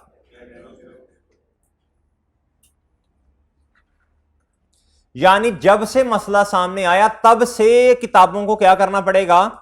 सही करना पड़ेगा। तब से क्या करना पड़ेगा जी? इसका मतलब है ऑनवर्ड्स। इसका मतलब क्या है? और इसका मतलब क्या है? जब से मसला नजर आया, 10 साल है तो 10 साल, 50 साल है तो 50 साल, 2 साल है तो 2 साल जी। जिस दिन से पता चला कि मसला है तब से क्या करना पड़ेगा? किताबों को सही करना पड़ेगा। ठीक है सर? कहता जी जी एस्टीमेट की 2-3 एग्जांपल दे दें। शाबाश शाबाश। Useful life, well done, residual value, और बताओ रेट का चेंज हो जाना। ये क्या होती है मेरे भाई? और हाँ शाबाश, चेंज इन क्या? डेप्रिसिएशन का मेथड जी। चेंज इन अकाउंटिंग पॉलिसी की बात अगर आप जी अभी तक जो पढ़ा वो बताओ ना। हाँ जी मेरे भाई, कहता it means that repayment is to be recorded in the साल, द ग्रांट बिकम्स रीपेएबल। कहता रीपेमेंट की एंट्री आपने कब करनी है? जिस साल क्या हो, पेमेंट करनी हो आपने। कहता and prior period adjustments are not. कहता आपने 2002 में, मैं क्वेश्चन नंबर 11 की एग्जांपल लेता हूं। कहता जी क्वेश्चन नंबर 11 में आपने 2002 में इनकम रिकॉर्ड कर ली भाई, डेफर्ड इनकम डेबिट की और इनकम ग्रांट इनकम क्रेडिट कर दी। 2003 में भी यही काम किया। 2004 में जाके पता चला कंडीशन दा मीट नहीं हो रही। कहता अब आपने क्या करना है? एंट्री किस साल में जाके करनी है? कैश क्रेडिट करना पड़ेगा। सही है ना भाई? आपकी किताबों में डेफर्ड इनकम पड़ी है, उसको खत्म करना पड़ेगा। जारी सी बात है भाई, जब देखे ना ग्रांट की कंडीशन ही मीट नहीं हो रही तो डेफर्ड इनकम को इनकम तो नहीं बनाएंगे आप। और सर कुछ और भी करना पड़ेगा, जो आपने प्रॉफिट और लॉस जो आप इनकम में लेके गए हुए हैं इसको भी क्या करना पड़ेगा? कम करना पड़ेगा, जितने साल गुजर चुके हैं। अब एग्जाम्पल करेंगे तो बात समझ आएगी। ऑनवर्ड्स 2002 या 3 का कुछ नहीं करेंगे, कुछ नहीं करेंगे। ठीक है, इस साल में एंट्री होगी। अब आप इधर आए भाई। कहता जी सबसे पहले हमने डिस्कस करना है repayment of grant related to income. इसके अंदर 2 सिनेरियोज हैं, याद है भाई आपको? एक सिनेरियो वो है जिसके अंदर इनकम को क्या करते हैं भाई? बोले शाबाश, क्रेडिट करते हैं, ग्रांट इनकम। और एक सिनेरियो ऐसा है जिसमें डेफर्ड इनकम को डेबिट करके एक्सपेंस को क्रेडिट करते हैं। उन दोनों का एक ही ट्रीटमेंट है, बता रहा है। कहता जी बैंक तो क्रेडिट होगा, बैंक तो कहता जी the extent of unamortised balance deferred grant का। इसका मतलब है जितनी डेफर्ड ग्रांट किताबों में पड़ी है सबको क्या कर दें? खत्म करके जीरो, सबको खत्म कर दें। क्या कर दें? वो जी लायबिलिटी जितनी पड़ी है किताबों में, ठीक है, उसको क्या कर दें भाई? डेबिट कर दें। और कहता प्रॉफिट और लॉस क्या आ जाएगा? वो बैलेंस आएगा। वरना प्रॉफिट और लॉस को भी निकाला जा सकता है, मसला नहीं है। ठीक है सर? इधर ना लिखें जरा उर्दू में, इसका मतलब क्या है? ग्रांट इनकम को डेबिट करने का मतलब क्या जी? लिखें बुक्स में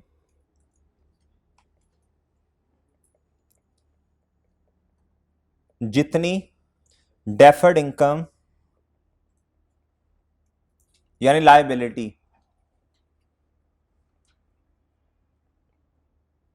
पड़ी हुई है उसको क्या कर दें? उसको खत्म कर दें। खत्म करने का मतलब क्या है? अनअमोर्टाइज बैलेंस वही है ना। अनअमोर्टाइज किसे कहते हैं? आहिस्ता आहिस्ता करके क्या बनना है? इसने इनकम का पार्ट बनना है। सही है जी? जो पार्ट बन जाएगा उसे कहेंगे हमने अमोर्टाइज कर दिया। इसे क्या कर दिया?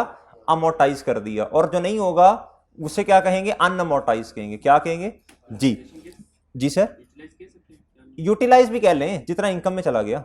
अच्छा भाई, कहता जी जितनी डेफर्ड इनकम पड़ी है किताबों में उसको खत्म का मतलब डेबिट करना है। क्या करना है? बहुत आसान है, बहुत आसान है। इधर सुने भाई। कहता जी क्वेश्चन नंबर 12 पढ़ लें। कहता जी on January 2011 JL received a cash grant of कितनी मेरे मासूम दोस्तों? 1.5 मिलियन। कितनी सर जी? जी ठीक है।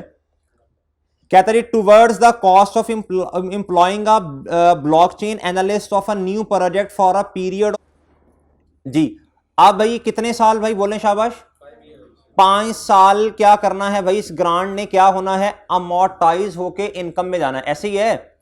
1 साल की इनकम बता सकते हैं कितनी बनेगी भाई? डेफर्ड इनकम तो यही है ना। ये बताओ 1.5 मिलियन आपको जब रिसीव हुई, आपने एंट्री क्या किया? आपने कहा जी cash debit deferred income.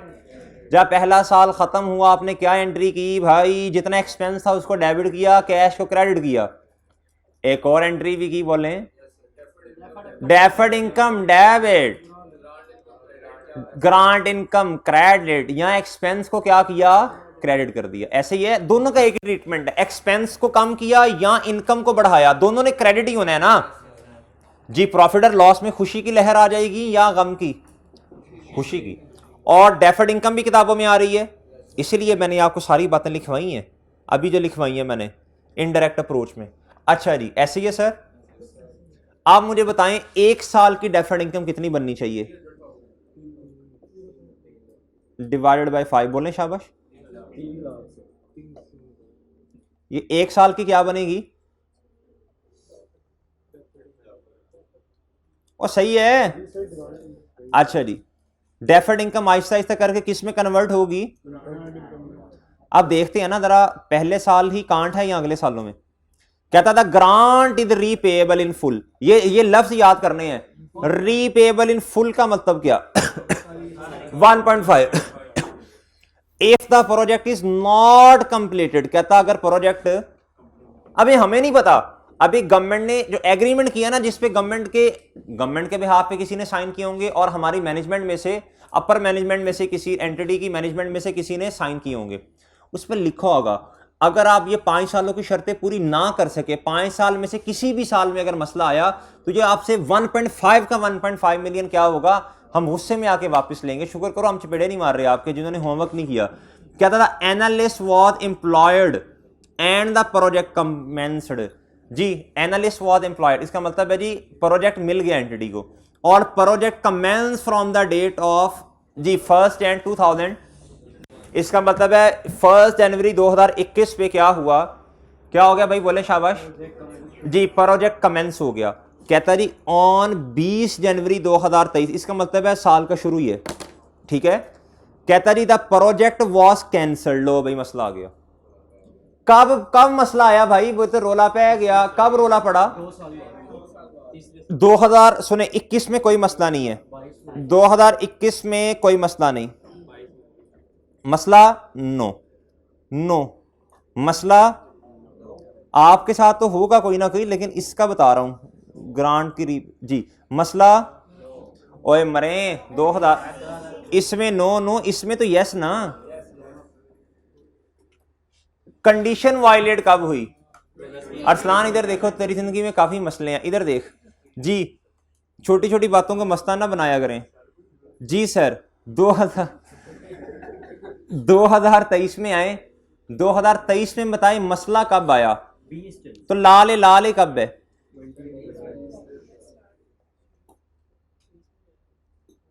Okay कोई मसला नहीं है, आगे मैंने लाल कर दिया ना, ये ले यस नीचे करके लिख लेते हैं।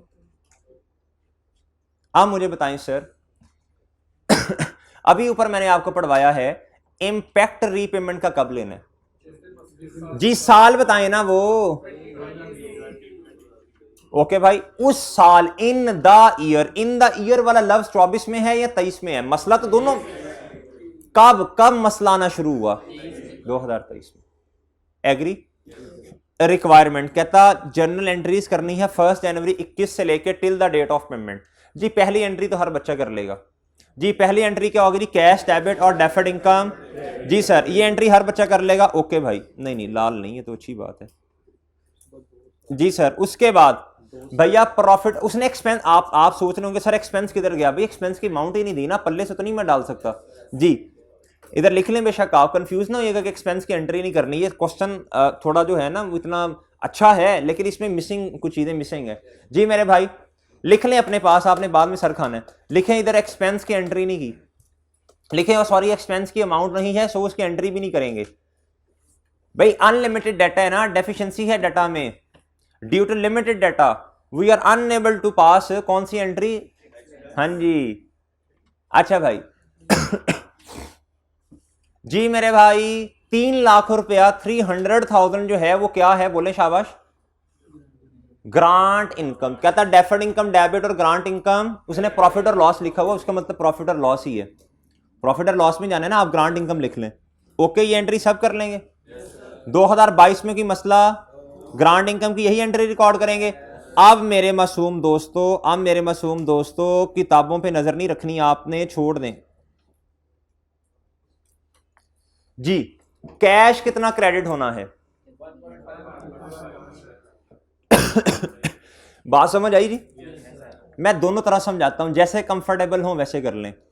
मुझे बताएं 1.5 मिलियन क्रेडिट ये तो हो गया। डेफ इस टाइम आपकी लायबिलिटी कितनी है 31 दिसंबर 2023 के एंड पे। सर क्या इसमें करंट लायबिलिटी ने भी कम होना है, नॉन करंट ने भी? ओ भाई सारी नहीं होना है, टोटल लायबिलिटी कितनी थी शुरू में, पहले साल कितनी इनकम में चली गई, दूसरे साल कितनी रह गई, ऐसे ही है। इसने क्या होना है, करो डेबिट, इसका मतलब डेफर्ड इनकम क्या हो जाएगी, दिस इज द क्या बोले शाबाश, अनअमोर्टाइज्ड पोर्शन ऑफ डेफर्ड इनकम। सही है, ये अनअमोर्टाइज्ड पोर्शन है ना। 6 लाख रुपए से डेबिट क्या होना है, सोचो प्रॉफिट, वो क्यों, वजह बताओ भाई। इधर देखो ना, ये देखें आपने जो प्रॉफिट और लॉस में डिटो पार्टी की हुई है, कंडीशन आपने मीट नहीं की सर। अब आप इधर देखें, आपने तो इनकम बनाया हुआ इसे 3 लाख, लेकिन पिछले सालों को तो छेड़ नहीं सकता। इस साल मैंने प्रॉफिट और लॉस, चुप खामोश, इस साल हमने प्रॉफिट और लॉस में लेके गए इसे 2000, कोई मसला नहीं, ये ले कोई मसला नहीं, इधर आए भैया। ये प्रॉफिट और लॉस है, ये इनकम में गया, सही है सर। ये भी इनकम में गया किस साल में, 2021 में और 2022 में। एग्री करते हैं आप भाई? 6 लाख को मैं कम करना चाहता हूं, लेकिन this is change in estimate, not change in accounting policy. हम मजबूर हैं, क्या है, इस 6 लाख को अपने अपने साल में 3 लाख इधर जाके मैं कम नहीं कर सकता। मैं क्या कर सकता हूं, आज वाले इस साल में, इन द ईयर का मतलब 2023 में इसको कम करना पड़ेगा। कितनी अमाउंट से कम करना पड़ेगा? अब मेरी बात सुने, अब आपने प्रॉफिट और लॉस में इसे लेके जाना है मेरे भाई, प्रॉफिट और लॉस से लिख दीजिएगा, ठीक है सर। ये आ जाएगा 6 लाख। अब आपके जहनों में एक सवाल आता है, सर इनकम अगर हमने इसका ट्रीटमेंट किया है इसको इनकम बनाने का, फिर भी प्रॉफिट और लॉस में डेबिट होना है भाई। तब आपने इनकम रिकॉर्ड की होगी, आपने क्रेडिट किया होगा। अब आपने इसको खत्म करना है तो प्रॉफिट और लॉस को डेबिट नहीं करेंगे। अगर आपने इनडायरेक्ट अप्रोच का इस्तेमाल किया है तब आपने एक्सपेंस को कम किया, एक्सपेंस का बढ़ना डेबिट, एक्सपेंस का कम होना क्रेडिट।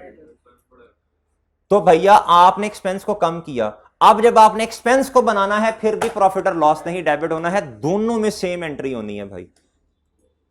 लिख लें कहीं, इधर लिखें, इसके साथ लॉजिक लिखनी है, इसके साथ लिखें लॉजिक, लिखें या तो हमने इनकम को बढ़ाया होगा या फिर एक्सपेंस को कम किया होगा। छेती लिखना है भाई, जल्दी करें भाई, टाइम थोड़ा है, शामा पै गई, जल्दी करें। प्रॉफिट और लॉस बैलेंस, जल्दी जी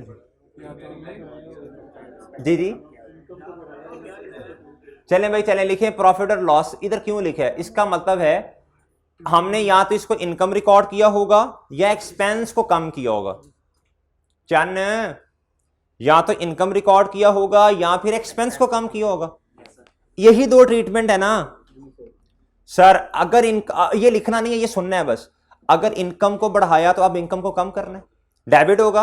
अगर आपने एक्सपेंस को कम किया तो एक्सपेंस को बढ़ाएंगे, फिर भी तो प्रॉफिट और लॉस डेबिट ही होगा ना। तो लिखें भाई, जौन सा मर्जी ट्रीटमेंट कर लें, लिखें लिखें यार, ये बात लिखें, बाद में आपको ना रिवीजन करते हुए पता ही नहीं होना ये हो क्या रहा है हमारे साथ। लिखें भाई, जौन सा मर्जी ट्रीटमेंट कर लें, अल्टीमेटली प्रॉफिट और लॉस ने क्या होना है, शाबाश, वेल डन जी। हंसने वाली बात थी मोइज, नहीं वो तेरे हाथ से तो देखी निकालता है आई कैप, अब तू सीरियस ही नहीं हो रहा, फिर कहता सर आप ऐसे ना, मेरी दुआ है तो पास हो, अल्लाह करे सारे ही पास हो जाएं इंशाल्लाह। लेकिन पढ़ भी ले यार, पढ़ भी ले। क्या पढ़ रहा है तू? FAR 1 के अलावा पता नहीं और क्या क्या पढ़ रहा है, क्या कौन सा नॉवल पढ़ रहा है? टैक्स क्या पढ़ता है? मैं कह रहा हूँ क्या पढ़ता है, टेक्स्ट में पढ़ता है, नॉवल कहता है सर सारा पढ़ता हूँ डेली बेसिस पे। कट्टा पता तो इनपुट आउटपुट क्या होती है? एडजस्टमेंट पता है कितने % कर सकते हैं आप? लोअर ऑफ जो है एक्चुअल, और वो कितने % है दूसरा? कट्टा पता है, ये बोल रहे हैं। अनरजिस्टर्ड को सेल किया, बता क्या ट्रीटमेंट है सेल टैक्स में? अनरजिस्टर्ड को सेल किया सर, कट्टा पता है।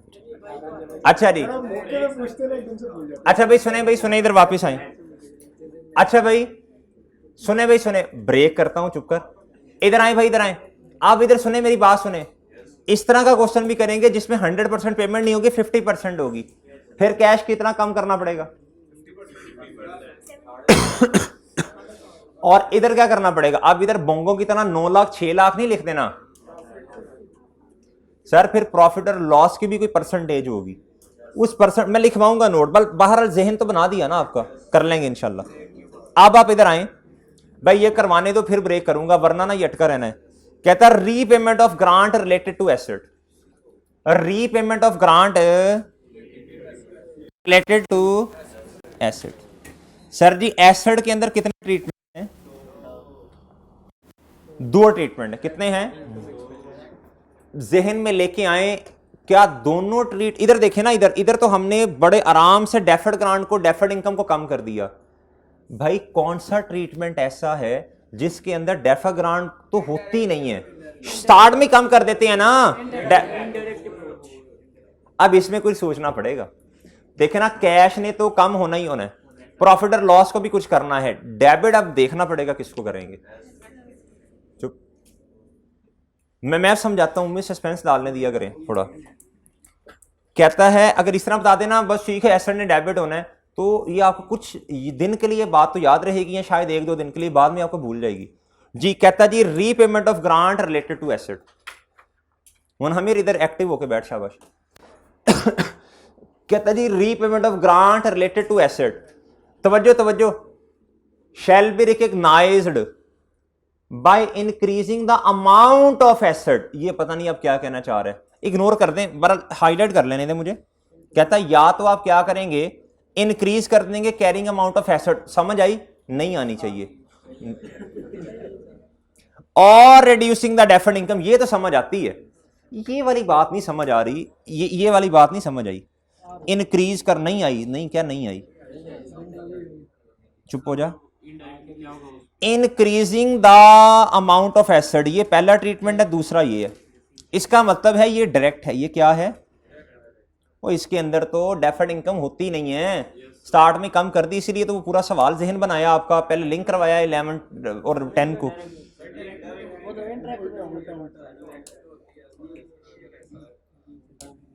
ये लें वही ना, चुप कर, उतरा साहब ना बन। By the amount repayable, bye, चुप हो जा, बाय द अमाउंट रीपेएबल। कहता जो रीपेएबल वाली अमाउंट होगी ना उससे क्या करना पड़ेगा, क्रेडिट करना पड़ेगा। क्या करना पड़ेगा भैया, कैश को क्रेडिट करना पड़ेगा ना, डेबिट क्रेडिट करना। डेबिट अब किन 2 चीजों ने होना है, वो उसने हिंट दिया। कहता जी प्रॉफिट और लॉस ने तो होना ही होना है, मसला है किसी और एक चीज ने भी डेबिट होना है। अब एक तो हमें समझ आती है, बताएं शाबाश, डायरेक्ट अप्रोच के अंदर डेफर्ड इनकम आ गई है तो बहुत आसान है। इनडायरेक्ट अप्रोच के अंदर मेरे भाई डेफर्ड इनकम है ही नहीं। हमने एसेट को कम किया था ना पहले। अगर हम इस ग्रांट, ये जो ग्रांट थी, इस वजह से एसेट को कम ना करते, देखें जरा 60 लिखें 60। क्वेश्चन याद करें ना, क्वेश्चन नंबर 10। अगर मैं डेप्रिसिएशन चार्ज करूं 100 minus 0 divided by useful life, और दूसरी साइड पर डेप्रिसिएशन चार्ज करूं 60 minus 0 divided by useful life, depreciation किस पे ज्यादा आती है और किस पे कम? हमने एसेट को कम किया था पहले, हमने 60 किया था ना एसेट को, इसका मतलब डेप्रिसिएशन भी कम चार्ज की। अब सर जी इसका मतलब है उसकी कैरिंग अमाउंट कम कर दी। जब कैरिंग अमाउंट कम होगी तो डेप्रिसिएशन भी कम होगी। नाउ हमें क्या करना पड़ेगा? कैरिंग अमाउंट को इंक्रीज करना पड़ेगा, जिसकी वजह से मेरे मासूम दोस्त डेप्रिसिएशन एक्सपेंस भी अब ज्यादा होगा। अभी भी समझ नहीं आई जी? नहीं, पिछले साल वाला नहीं। सर मतलब अगर ये 40 पे हम लोग ऑफर कौन से डालेंगे ना सर? जी जी 40 पे चुप चुप चुप चुप जी जी सर, ये 40 मिलियन जो हम लोग ऑफर डिसाइड में डालेंगे, इसके ऊपर भी तो कोई डिस्कशन होगा ना? हाँ वो आएगा ना, आएगा। चले भाई इधर आए, इस क्वेश्चन के अंदर आए। ऑन 1 Jan 2020, भाई चुप हो जाया करे ना। डीप वाटर लिमिटेड इंस्टॉल्ड आ नॉन, यार आपको मैं बेइज्जती कर सकता हूँ, ठीक है? तो उस साइड पे थोड़ा लिहाज होता है। ऑन नॉन करंट एसेट क्या है भाई? तुम जाओ जरा, बताऊं मैं। With the cost of rupees 5 lakh रुपया, with the cost of rupees कितना भैया? डीप वाटर लिमिटेड ने क्या किया? इंस्टॉल किया नॉन करंट एसेट, मुझे नाम का नहीं पता, मैं पीपी लिखने लगा हूं। 5 लाख का। और ग्रांट कितनी रिसीव की? कहता in relation to that asset, कहता था asset is being depreciated on सीधा लाइन मेथड ओवर 5 साल। ओवर क्या? ओवर 5 साल। ऐसे ही है ना। कहता grant was repaid in January 2022 in full on failing to meet the conditions. Sir 2 conditions बता दें रिकग्निशन क्राइटेरिया के। Entity will comply the condition attach with the grant, दूसरी the grant will be receivable. Fail किस साल हुई भाई condition? तो reverse कब करना पड़ेगा? अभी मैं फुल की बात कर रहा हूं सर जी। जनरल अभी कहना सर जी वो ना हमें ना जरा जो 50% 70 वो भी करके दिखाएं भाई, वो भी करके। ये कौन सा बंदर वाला तमाशा हो रहा है कि एक ही दिन ये भी करके दिखाओ वो भी करके दिखाओ? तो ये आहिस्ता आहिस्ता होगा इंशाल्लाह, वरना मिक्स होगा। सर दोनों मेथड से क्वेश्चन सॉल्व करना है सर। आए जरा, setting up the grant as deferred income. Sir ये डायरेक्ट मेथड है इनडायरेक्ट है? सर पहली एंट्री बताएं, पीपी डेबिट कैश क्रेडिट। दूसरी एंट्री इसी दिन पे बताएं क्या होगी? Cash debit deferred grant liability बढ़ेगी भैया, डेप्रिसिएशन होगी 5 सालों की बेसिस पे। डेप्रिसिएशन डेबिट और पीपी ग्रांट डेबिट और प्रॉफिट और लॉस यानी इनकम क्या हो जाएगी भैया? प्रॉफिट और लॉस में कितनी अमाउंट जाएगी मेरे भाई? 100 ये, और 20 से क्या होगी? कम होगी। इनकम कितनी गई प्रॉफिट और लॉस में ये बताना है आपने, ये 20। अगले साल में भी यही 2 एंट्रीज होंगी। अब सर जी मुझे आपने बताना है, इधर आए इधर आए, इधर इधर इधर इधर। सर जी कैश कितना कम हो गया? ग्रांट कितनी फुल थी ना, फुल रीपेमेंट है। अब मुझे बताएं ये वाला जो सवाल है जो डायरेक्ट अप्रोच है, इसके अंदर डेफर्ड इनकम हमारे पास किताबों में पड़ी हुई है। How much the amount is? जी आपको कैसे पता चला कि ये 60 है? इधर देखें भाई, 31 दिसंबर, यहां मैं 31 दिसंबर ही करता हूं ना। 31 दिसंबर 2000 बोलना क्या है? 21 है। क्या है? मुझे चाहिए टोटल लायबिलिटी। मुझे क्या चाहिए भाई? ये आप प्लीज किया करें, इसमें परेशान ना हुआ करें कि सर हर दफा करना पड़ेगा। फॉर्मेट पक्का करें, आधे मिनट में करें काम ये। सर इसमें आएगा, कैसे आएगी? 100 पूरी थी। आपने कितना इनकम का पार्ट बनाया पहले साल में? दूसरे साल में कितना बनाया? The amount is 60 million. Now we compute, कट्टा कंप्यूट करना है, करंट और नॉन करंट तो है ही नहीं जी मेरे भाई। अब ये 60 का 60 क्या करना है? बोलें शाबाश। ये डेफर्ड इनकम को कम करना है सर, डेबिट 40 रुपए से अभी भी वजन आएगा। वैसे तो देखें सिंपल बैलेंसिंग भी लिख सकते हैं आप, कोई पाबंदी नहीं है गवर्नमेंट की तरफ से, लेकिन वैसे लॉजिकली देखें आपने 20 को इनकम में लेके गए थे, इधर भी 20 को लेके गए थे, तो प्रॉफिट और लॉस तो 40 ही आएगा ना। इसका शॉर्टकट लगा लें या बैलेंसिंग लिख लें, मसला ही कोई नहीं। जिस तरह आपको बताया है डेफर्ड इनकम को आप कंप्यूट कर लिया करें, प्रॉफिट और लॉस बैलेंस खुद ही आ जाएगा। या फिर फॉर्मूला लगा लें कि भैया 100 है, अच्छा कोशिश करें एक को कंप्यूट कर लें आंखें खोल के, डिवाइडेड बाय 5 और इकट्ठा कर लें कितनी क्यूमुलेटिव इनकम किताबों में चली गई है। ओके, अब मेरे भाई आगे आए, इधर आए भैया। अब डेप्रिसिएशन एक्सपेंस कितना आएगा भाई? सेम ही आएगा 100। कितना आएगा? 300 डिवाइडेड बाय 3 और ये हो जाएगा मेरे भाई 100, और इधर पीपी क्या हो जाएगा? क्रेडिट। पीपी ना करें क्यूमुलेटेड कर लें, कोई मसला नहीं। अच्छा मेरी बात तवज्जो से सुनिएगा प्लीज आप सर, मेरी बात आपको पता है ना पीपी जो है वो 2 अप्रोचेज है ना, उसने उस हिसाब से किया, परेशान नहीं होना। अच्छा मेरी बात सुने तवज्जो से जरा सर, ये जो डेप्रिसिएशन एक्सपेंस है ये तो 100 ही आएगा। क्यों 100 आएगा बताएं सर? हमने कौन सा एसेट को कम किया हुआ था? तो ये तो 500 डिवाइडेड बाय 5 करते फिर भी इतना ही आना था, लेकिन हमने चेंज इन एस्टीमेट जब होता है हम बुक वैल्यू रिवाइज वाली और divided by remaining useful life करते हैं। ओके सर, आगे आए। अब थोड़ी सी तवज्जो तलब बात है, चुप हो जा सर, सर ना कर आज। कहता डिडक्टिंग द ग्रांट, कहता ग्रांट को क्या करना है? डिडक्ट करना है into the carrying amount of an asset. बताएं इनडायरेक्ट या डायरेक्ट? सर पहली एंट्री बताएं क्या होगी? PP debit cash credit. Sir जी कैश डेबिट पीपी क्रेडिट कर दिया इन्होंने। आपको पता ना इसके अंदर एक और एंट्री छुपी हुई है, हाँ वो ग्रांट वाली, बस छोड़ें छोड़ें छोड़ें, बस इस पे नहीं सोचना। आगे आ जाए, जो असल बात है वो बता दें। पहले साल में जब डेप्रिसिएशन एक्सपेंस रिकॉर्ड करना तो कैसे करेंगे? सर जी इधर डेफर्ड इनकम नहीं है गुड्डू, डेफर्ड इनकम नहीं है इधर। आपके पास पीपी कितना किताबों में? 500 से डेबिट, 100 से क्रेडिट, तो नेट कितना है? 400 से डेबिट। सर जी डेप्रिसिएशन होगी 400 वाली अमाउंट पे, 400 डिवाइडेड बाय 5, 80 डेबिट, पीपी कितने से क्रेडिट? पीपी से। ठीक है, उसने पीपी जान के लिखा आपको समझाने के लिए। अच्छा जी, अब सर जी डेफर्ड इनकम वाली तो एंट्री नहीं हो रही इधर, और डेफर्ड इनकम है ही नहीं चन्न, तो भैया डेप्रिसिएशन डेबिट और पीपी क्रेडिट। सही है सर? और सही है। अब आपको ना पे करनी पड़गी है ग्रांट। क्या करनी पड़गी है? 100 रुपीज से। कितने से? अब मैं आपको एक आसान तरीका बताऊं, इधर देखें, आपने पीपी को, इधर देखें मेरी बात तवज्जो से सुननी है। आपने 400 माइनस रेजिडुअल वैल्यू कोई नहीं है, डिवाइडेड बाय 5 की बेसिस पर डेप्रिसिएशन निकाली, वो कितनी बनती है? 80। एक साल 1 से मल्टीप्लाई करूंगा तो 1 साल की आएगी, 2 से करूंगा तो कितने की आएगी? अगर मैं ऐसे ना करता, ये ग्रांट तो अब चली गई ना, वापस होनी है, तो भाई फिर मैं क्या करता? 5 तो असल में तो 500 से होनी चाहिए थी। आपने कितना एक्सपेंस कम रिकॉर्ड किया हुआ है, तो प्रॉफिट और लॉस कितने से डेबिट होना चाहिए, और पीपी कितने से डेबिट?